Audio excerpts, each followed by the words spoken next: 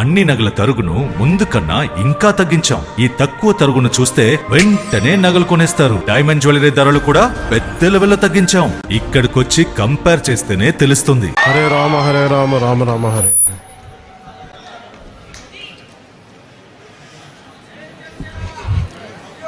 ಜಗದೊಡೆಯ ನಾದಂತಹ ಉಡುಪಿಯ ಶ್ರೀಕೃಷ್ಣನ ದಿವ್ಯ ಚರಣಾರವಿಂದಗಳಲ್ಲಿ ಅತ್ಯಂತ ಭಕ್ತಪೂರ್ವಕ ಶಿರಸ್ಸಾಷ್ಟಾಂಗ ನಮಸ್ಕಾರಗಳನ್ನು ಸಲ್ಲಿಸುತ್ತೆ. ಪರಮ ಪೂಜ್ಯ ಪರ್ಯಾಯ ಪುತ್ತಿಗೆ ಶ್ರೀ ಕೃಷ್ಣ ಮಠದ ಹಿರಿಯ ಪೀಠಾಧಿಪತಿ ಶ್ರೀ ಶ್ರೀ ಸುಗುಣೇಂದ್ರ ತೀರ್ಥ ಸ್ವಾಮೀಜಿ ಅವರ ಪಾದಾರವಿಂದಗಳಿಗೆ ಭಕ್ತಿಪೂರ್ವಕ ನಮಸ್ಕಾರಗಳು.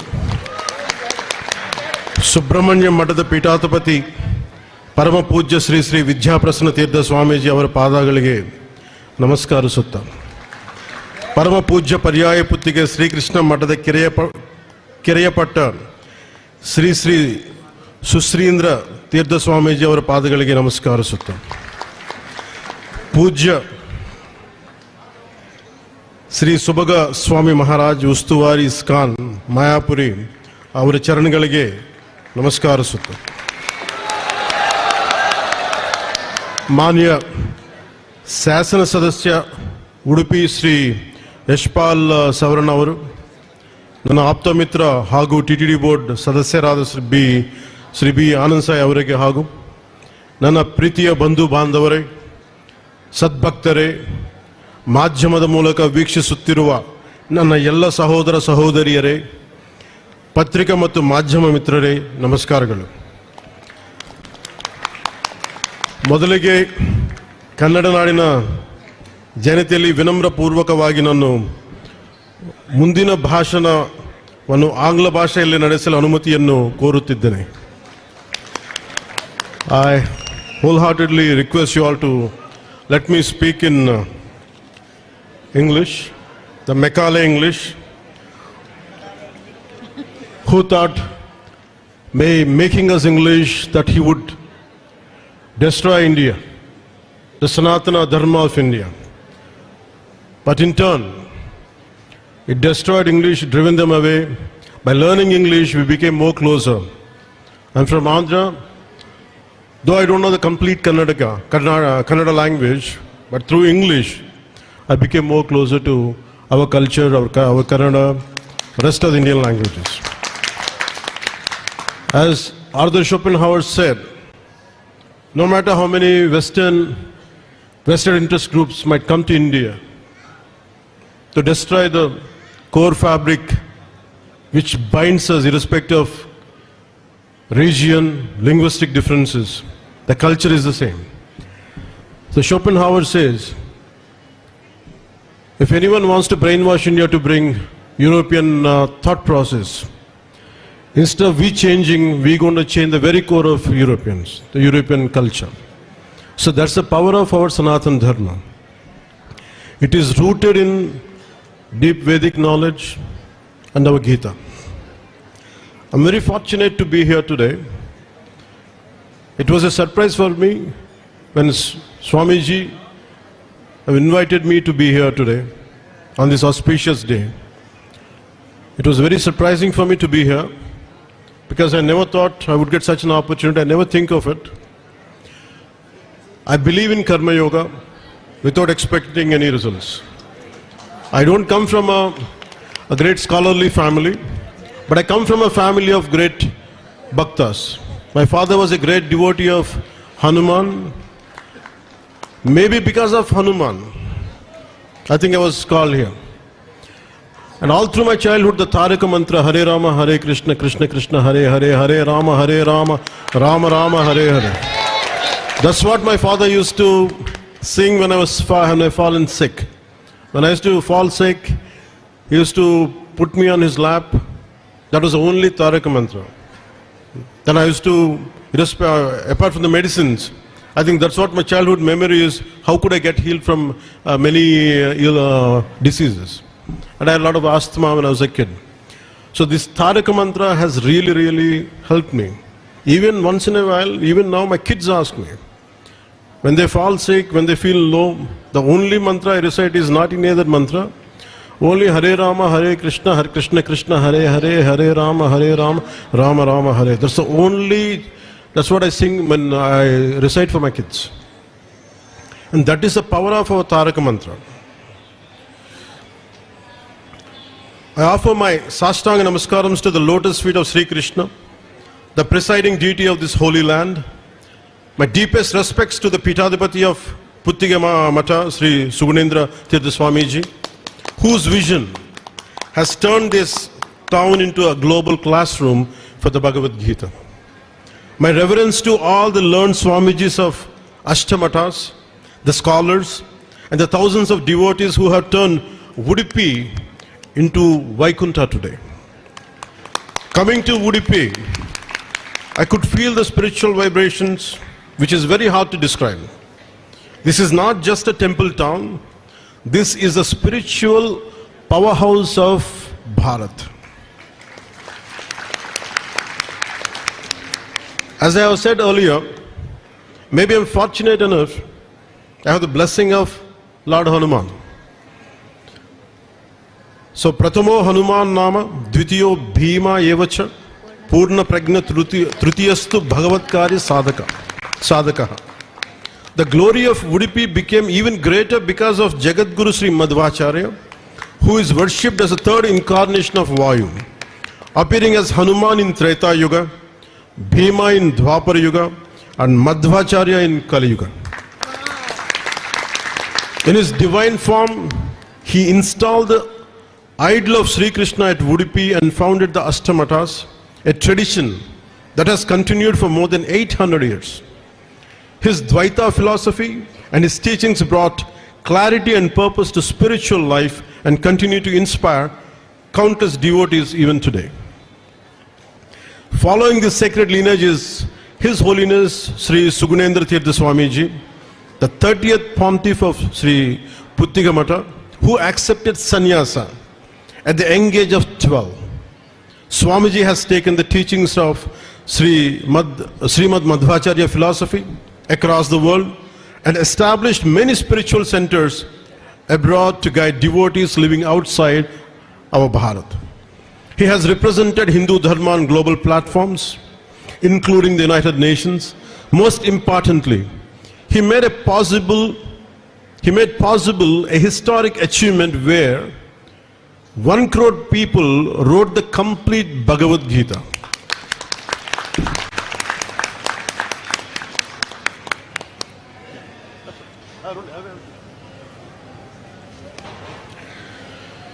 Where 1 crore people wrote the complete Bhagavad Gita, which is of 720 slokas. 700 slokas. This Koti Gita Lekhana Yajna stands as a shining example of his vision, dedication, and deep love for Dharma.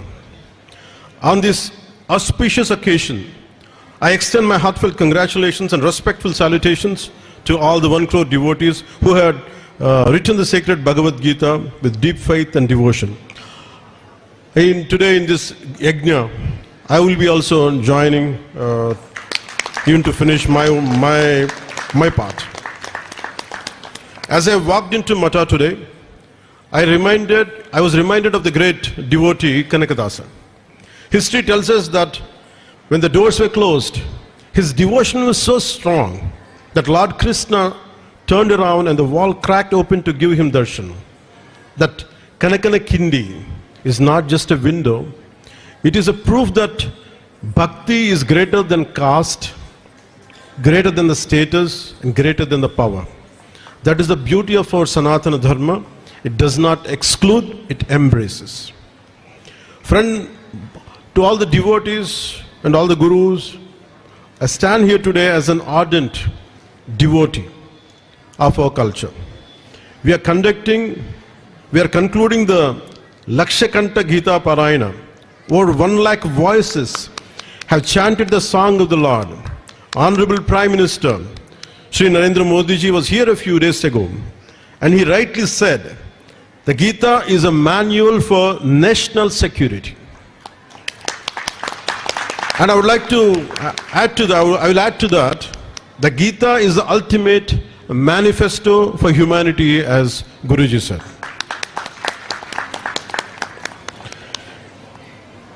Just in the afternoon, I have tweeted on my social media handle about the opportunity which was bestowed on me, and I was quoting about our visual picture about majestic sketch of Lord Krishna imparting the Bhagavad Gita to Arjuna in our handwritten constitution, original handwritten constitution.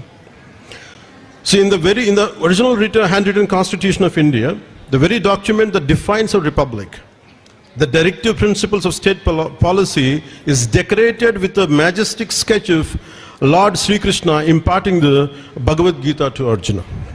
Our constitution makers intentionally placed this illustration there because the directive principles describe the moral vision of the nation: justice, welfare, responsibility, equality, and righteous governance. And what better symbolizes these ideals than Sri Krishna guiding Arjuna on the path of Dharma? Some think Dharma and Constitution are two different worlds, but they're not. Dharma is the moral compass, Constitution is the legal compass. These two are complementary and both aim towards the same direction, a just, peaceful and compassionate society. This convergence was possible because Sanathana Dharma was never a blind superstition. It was a science, and it is a science encoded in the form of a spiritual wisdom. And this is evident in how the world studies, quotes, applies its principles across the cultures today. From Einstein and Thoreau to Oppenheimer and modern psychologists, the Gita has shaped world thought for centuries. Because the Gita speaks to the human soul, not to a particular region. It answers three universal questions. Who am I? What is my duty? How do I act rightly amidst confusion? No text answers these with such simplicity and depth. And when we reflect on everything that is contemplated over this entire month in this month, the Gita is not something we read and leave behind. It is something that walks with us in every decision, every confusion, and every inner battle. And who said it? This is nothing but Lord Krishna. If you look at Lord Krishna's personality, he toyed with danger, he toyed with death, even before he was born. And he had known for his courage, known for his compassion, and love and resilience, and above all his detachment. Goddess of death, death was always haunting him even before he was born. After all the war, he went and embraced death by himself. He was never a king, but he helped kingdoms to exist. He helped kings to exist. He never looked at a position. He never sought for a position. Always he tried to balance. Always he wanted to restore Dharma. So the Gita is coming from such a man, such a Lord we all bow down to, and such a divine being. And he's a great consensus builder. Irrespective of all the opposites, people of different who would be fighting with each other, he could bring consensus. I take a lot of strength from Lord Krishna. Maybe I don't know a great Sanskrit, I don't know the slokas of Sanskrit, but I know the essence of Gita. Do your duty and don't expect any results. Just do your duty, keep on going. That's why whether I lose, I win, I don't care. I keep going, I keep doing battling. I took that spirit from Gita. So like me in everyday life, all of us face our own mini Kurukshetras. We face situations which test our integrity. There are decisions that test our courage. There are pressures to compromise, to choose what is popular or what is right. In those moments of solitude, the Gita guides us. It reminds us that we are not the doer, we are not the kartas, we are merely an instrument, nimitta matralam. The Gita has taught me nishkama karma. To do my duty as an individual, as a minister, it could be anybody, in whatever role I assign. To do it fiercely, completely and honestly, without worrying about whether it will get me results, votes in the next election or not, I don't care. If I do good, I lose. If I do good, let the results speak. Whether it is good, bad, I don't care. So if I stand by truth and I stand alone, so be it. Because the Gita teaches that victory is where dharma is, yato dharmastha jayaha. Today we see a world where Sanathana Dharma is often targeted. And we had seen it in Tamil Nadu also. We see ridicule disguised as freedom of speech. But let me tell you, from this holy platform of Madhvacharya, silence is no longer an option. Acharya Madhva, the proponent of Dvaita philosophy, was not just a saint, he was a revolutionary thinker. He proved that devotion requires strength. Look at the idol of Lord Krishna here. He holds the churning rod in one hand and the rope in the other. It signifies that to get the butter, which is metaphorically known as wisdom, you must churn the ocean of life, you must face the struggle. Today, majority of the population in Bharat are youth. I also see many youngsters in this crowd. I give a call to all the youth, especially Gen Z, and to all my young brothers and sisters. Do not treat the Bhagavad Gita as a book to be kept in the puja room and wrapped in a red cloth. Read it if you are depressed. Gita is your counselor. If you are confused, Gita will become your mentor. If you are a leader, Gita is your moral compass. When the thinkers and devotees from the different countries sit together in this dharmic atmosphere, they embody the ancient Indian vision of Vasudhaiva Kutumbakam, which is the heart of Bharat's global outreach today. This is not a mere religious contribution, this is a civilizational contribution by Puttige Mutt. For centuries, it is this very civilizational strength that has guided and protected our nation.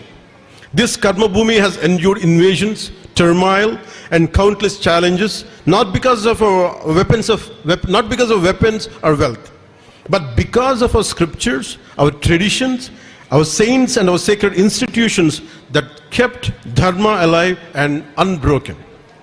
Our sages encapsulated that strength in these words, Dharmo Rakshati Rakshitaha. That principle that when we protect Dharma, Dharma will protect us. The eternal law is the very heart of the Gita, the guiding force of our civilization and the moral spirit that inspired the makers of the Constitution. That's the reason Bhagavad Gita cannot be seen as a mere scripture. It is the living pulse of our civilization. It has given courage to warriors, clarity to leaders, comfort to the distressed, and wisdom to the generations. Just a couple of days back, this timeless wisdom echoed once again on the world stage when our Honorable Prime Minister Shri Narendra Modi ji presented a Russian translation of the Bhagavad Gita to the President Putin at this crucial moment in global affairs, right in the middle of ongoing war with Ukraine. That gesture reminds the world that India's greatest export is not weapons or wealth, but wisdom. Climate change, conflicts, terrorism, family breakdowns, social divisions, these crises reflect not a shortage of resources, but a shortage of clarity. That is why Gita is more relevant today than ever before.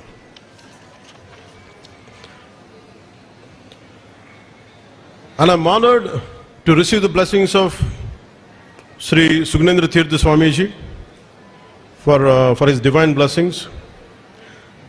And Sri Swamiji recently conferred the title Bharata Bhagya Vidata upon our Prime Minister Sri Narendra Modi ji. This honor reflects the Swamiji's recognition of the Prime Minister's sustained commitment to strengthening India's cultural foundations and upholding the values that define our civilizational journey. And one more thing about, if you look at Lord Krishna, what we learn is about Gorakshana. Protecting the cow or Goraksha is not just about emotions or farming. It is a core principle of Dharma and a key part of Bharatiya tradition. I myself, around almost close to 20 years back, a friend of mine had gifted a cow to me. It came to my farmhouse as a gift. Now today, I have a Goshala of around 60 cows. The reason why I'm sharing this is, and hardly I'd like to share one, but when the cows are getting slaughtered, instead of fighting, there are crores of Hindus out there, crores of people who go to temples every day. We can form societies in our own native villages. As a Panchayati Raj minister, and I hold a portfolio of PR and environment. In PR, we propose something like Gokulalu, where government will give money to build cow sheds, and people can avail that. And there are community goshalas, and we are trying to do that. So if entire Hindu community in this country, instead of making a ruckus, instead of doing everything, if each and every community protect their cows or gomatas in their own area, I think we don't have to get fear about it. We are part of upholding Dharma. Even Lord Krishna as Govindudu emphasized caring for cows. So we go to Lord Krishna temple, we take prasad and we leave it there. We don't really actually bring back home. If everyone could, at least one family could adopt a cow, a gomata, I don't think we have to go through all this kind of turbulence. Instead of being helpless, and I myself, can you imagine, started with one cow, today I have a goshala of 60 cows. There are enough monies that we spend money on cinema film tickets, we go to club, people go to clubs, people go to luxuries, they spend on marriages.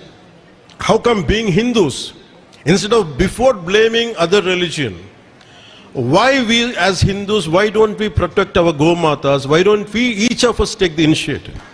I think all of us should think. Because I have 60 cows goshala, that's why I'm sharing this. It is possible.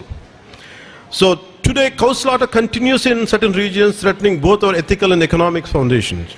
By supporting cow protection initiatives, from community efforts to activities led by traditional mutts, we safeguard not only the cow, but the very principles that sustain a righteous civilization. And before, one message I would like to give, and I would like to finish my speech. And Gen Z, especially the new generation and millennials and the young professionals of this digital age, live in a constant Kurukshetra, a battlefield of information overload, career pressure, identity confusion, a loneliness in hyper-connected lives, and the fear of failure in a competitive world. For them, Gita is not old philosophy. It is a guide to mental strength and a manual for emotional resilience. When Gita says, Karmanye Vadikaraste, focus on your action, not the outcome. Action is only in our hands, never the outcome. And truly, with 15 years or 20 years I struggled, even as an actor I struggled, even as a political leader I struggled. I never thought I would reach this, I would get this. I said that my duty is to do. Rest, what would be given as a gift would be from the karma, is the outcome is about God will give. Whether if He doesn't give, that's okay. I'm fine. This is as a human being, as a true, instead of reciting slokas, even a bit part, an ounce of practice is more essential of Gita than reciting the entire Gita and by hearting those lines. Mere by hearting the verses is not enough.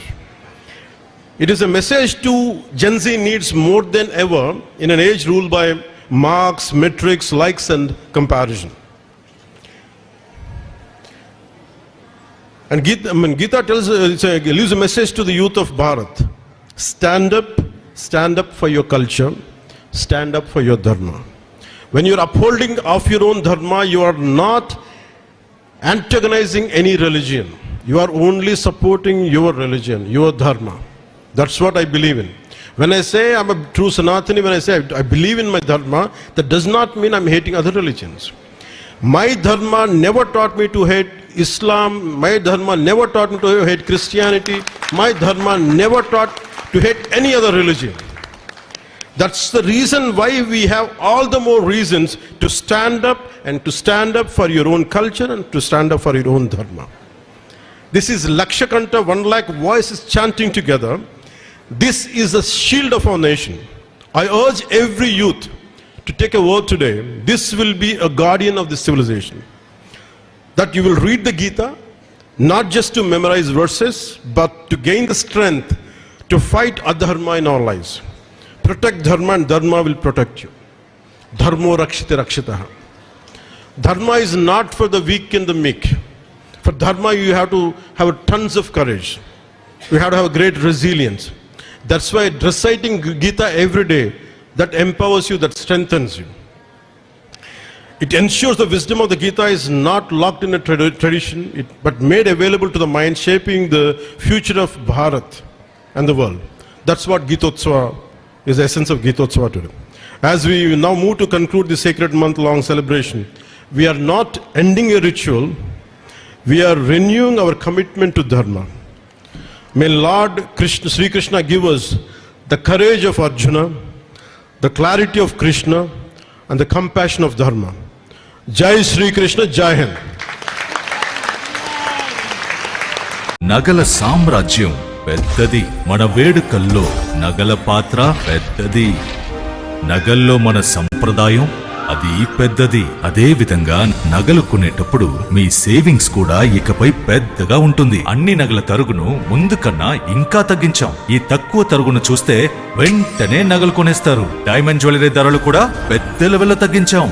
ఇకపై అందరూ diamond jewellery కొనుక్కోవచ్చు.